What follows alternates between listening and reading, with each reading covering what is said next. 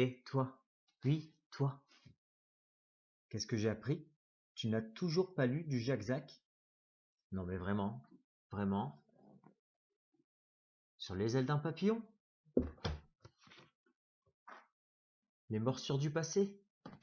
Non mais tu vas pas me faire croire que tu regardes mes vidéos et que tu t'es jamais penché sur mes écrits?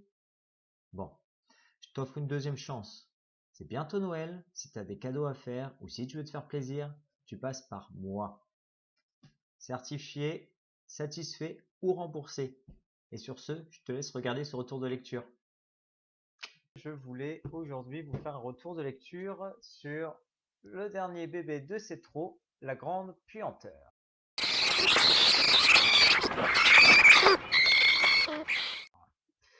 Alors, Cétro, La Grande Puanteur, c'est un livre que je pourrais qualifier on pourrait dire thriller historique, mais je n'étais pas trop d'accord pour le qualifier de thriller, mais plus de roman. Donc fiction historique tirant un petit peu sur le roman noir. Donc je suppose que beaucoup d'entre vous connaissent Cétro et c'est vrai que c'est un auteur que j'apprécie particulièrement. Donc La Grande Puanteur, ça parle de quoi? Ça nous parle il y a deux protagonistes, c'est Ben et Jack. Ce sont, on va dire, deux frères de galère. Ben et Jack exercent dans les rues de Londres le métier difficile de ratcatcher, c'est-à-dire qu'ils font la chasse à la vermine donc dans Londres de 1858, un Londres qui est en plein développement, en pleine extension, avec une industrie très forte. La particularité de cette époque, 1858, Londres est plongée dans une canicule sans précédent, asséchant le cours de la Tamise et provoquant une vague de détritus nauséabondes qui embaume tout l'air londonien. Autant vous dire que la Tamise ne pouvant plus évacuer les déjections et les immondices de leurs citadins, ils flottent dans l'air comme une odeur de putréfaction morbide. Donc c'est un peu dans ce Londres très olfactif qu'évoluent nos deux protagonistes, Ben et Jack. Alors à peine âgés de 12 ans, si mes souvenirs sont bons. J'espère qu'ils le sont. Donc on va suivre leurs aventures dans un Londres qui, à cette époque, est à la fois très pauvre et plutôt dangereux.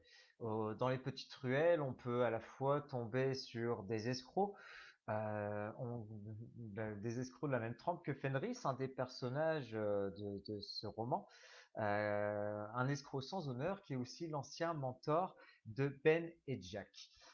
Mais pas que, on peut aussi tomber dans des coupes-gorge, tomber sur toute une flopée de prostituées en ayant après votre argent, et bien sûr tous les badauds alcoolisés sortant des bars un peu lugubres. C'est un bon résumé de l'univers de ce nouveau livre de Cétro, un univers qui m'a énormément plu. Donc vous l'avez compris, c'est une immersion totale, à la fois très visuelle et très olfactive dans les rues, les ruelles et les égouts londoniens.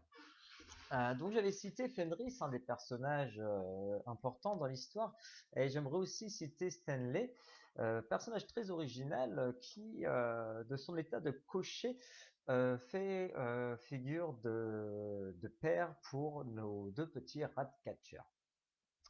Donc voilà un petit peu pour le résumé de la grande puanteur. Donc c'est ni plus ni moins que l'histoire de Ben et Jack, leur parcours, le parcours de la démerde, le parcours de la débrouille et de tout ce qu'ils vont rencontrer dans ces rues londoniennes. Donc cet univers que nous laisse voir Cétro est très très riche de personnages très charismatiques, tous différents et très très bien construits. On s'aperçoit rapidement que l'histoire va vite dévier et de leur métier de ratcatcher, ces deux petits vont avoir des ambitions bien plus grandes, les précipitant malgré eux vers des dangers auxquels ils n'étaient pas préparés. Et j'aimerais citer du coup une phrase que donc dans la quatrième de couverture de La Grande Puanteur, comme dans tous les épisodes sombres de l'histoire, de cette fange immonde, pardon, naîtront aussi des monstres. Voilà.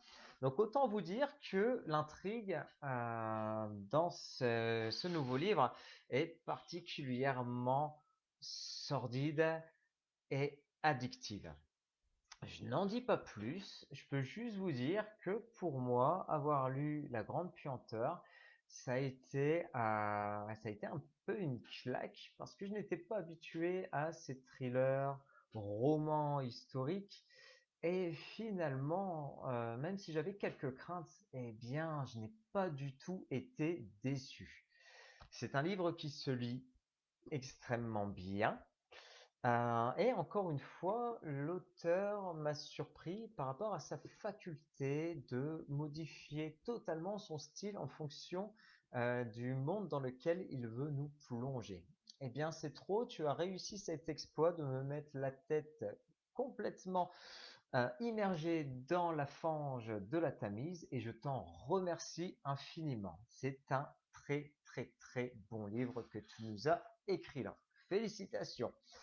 Peut-être le nombre de pages. Donc c'est un ouvrage de 334 pages.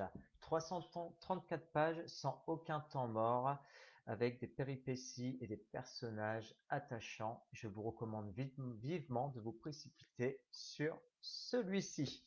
Je le remonte une dernière fois. C'est trop. Je vais y arriver donc. La Grande Puanteur. Allez-y, faites-moi confiance, vous ne serez pas déçus. Voilà, sur ce, je vous laisse passer une excellente soirée.